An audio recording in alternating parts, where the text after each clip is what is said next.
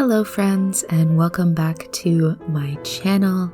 It's a new year. It's almost the end of January while I'm recording this, but that's fine. Finished my first semester of senior year, which is super exciting. And I wanted to share this little process with you from a painting I made in November. A little behind schedule on the filming and editing of these, but it's fine. And I also wanted to talk about some of my goals for 2022, both concerning art and just life in general. My first goal for 2022 is to always have a piece in progress. So either something I'm thumbnailing, something I'm sketching, or something I'm actually painting. And so far I've succeeded at that goal. I've finished one painting this year so far, but I'm really proud of it, and I think it turned out better than I was expecting, so I'm happy with that. And right now I am in the thumbnailing color study process for a piece that I am excited to share with you probably sometime in February. My second goal for this year is to work on interesting compositions. I feel like a lot of my compositions up to this point have been pretty boring because I just kind of come up with something that I want to have in a painting, and then I kind of put it in the middle of the painting and paint it. Pretty basic. So I would like to try to have more dynamic compositions and just, pieces that you have to think about a bit more in terms of composition. Which kind of leads into the next couple of goals. I want to work on having more dynamic movement, more bodies moving, things moving, hair moving, I don't know what's moving, but things moving to sort of draw your eye across the page a bit more. I don't want my work to feel as static as it sometimes does, or at least I want to be intentional about when it is static. Another thing that I think will help with that is working on perspective and really trying to pull the viewer into the painting instead of having a painting that you're looking at, if that makes any sense. Like there's some paintings that you stand in front of and you feel like you are in it. And I know that that's probably not something that I can achieve anytime soon, but I think perspective will help with that, and just having some interesting perspectives makes the general composition more interesting, right? I also want to think more about lighting, work on some dramatic lighting. I do a lot of soft light, kind of vaguely lit, but I'd like to have some more harsh edges, dark shadows, and really just dramatic light sources.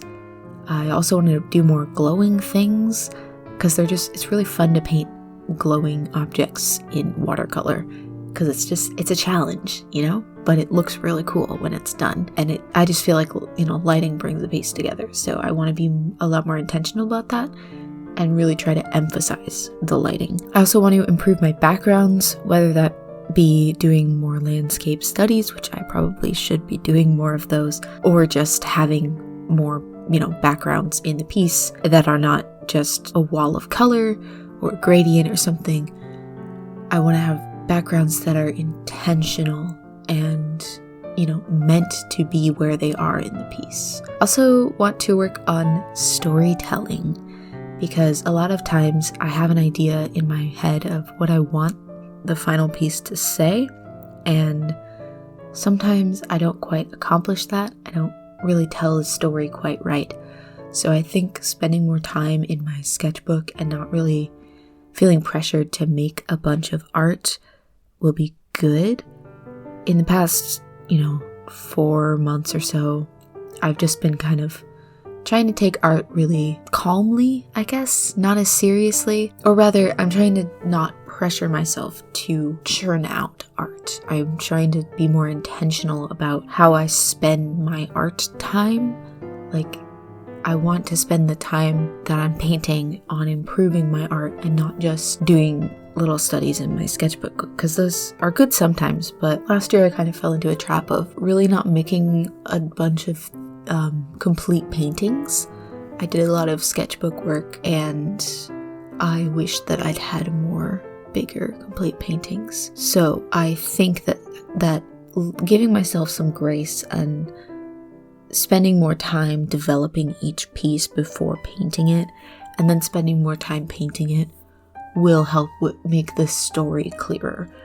And yeah, so that does mean, YouTube videos probably going to be not as scheduled as they had been with like the every week, because that kind of required just throwing something together in my sketchbook. And I really want to share here things that I'm proud of and things that I feel like helped me improve.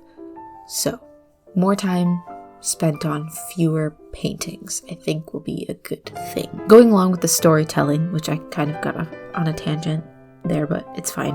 I want to make sure that my motifs and themes are clearer, and also I want to work on having a more like cohesive body of work, if that makes sense, and just having just clearer messages in general, but also intentional messages. Another goal of mine is to paint big. Usually I only work up to like a 9x12, I think is the biggest paper that I have. Let me check that really quick. Yeah, 9x12 is the biggest paper that I usually paint on. I did do one giant piece that took 2 years and it was huge, and I'm not going to talk about it, but I got 14x20 inch watercolor paper from my grandmother for my birthday, which is very exciting. Thank you. And I am excited to use that and to practice painting big, because again, I feel like it just will make it easier to have more storytelling and more going on in the painting, because when I'm painting, even at 9x12, I feel like I'm getting kind of trapped by the paper a bit. And sometimes that is a good size, sometimes it's great, but I am excited to have more intentional elements in the art, and I think that bigger paper will be good for that. And also it will help me kind of loosen up a bit. So yeah, that's a goal. And then my last art-related goal for 2022 is to learn to oil paint. Like I said, I just finished my first semester of my senior year of high school, and next semester I have painting again, and my art teacher said he'd teach me how to oil paint. So I'm very excited for that. I can't really oil paint at home due to ventilation issues. And I paint in the same room that I sleep in, so that could get problematic. But I'm really excited to learn how to oil paint, and I'm going to stick with it even if it feels hard, because I feel like it's going to be hard. But if you have any oil painting tips, let me know. I would love to hear those.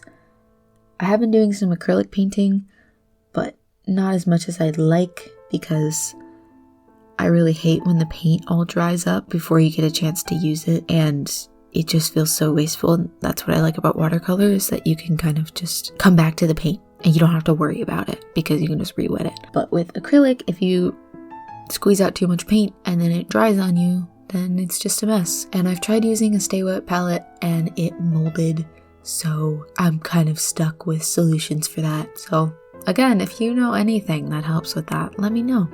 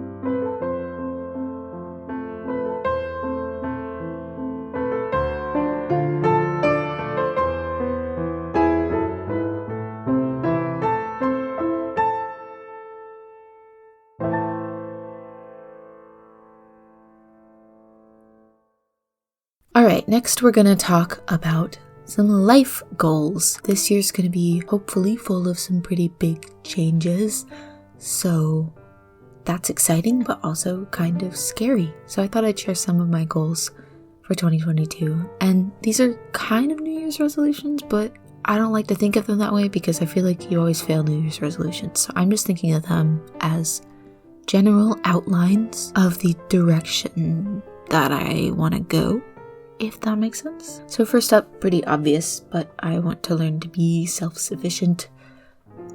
Living on my own is scary, but I am excited to figure that out. I also want to learn to be kinder to myself and others.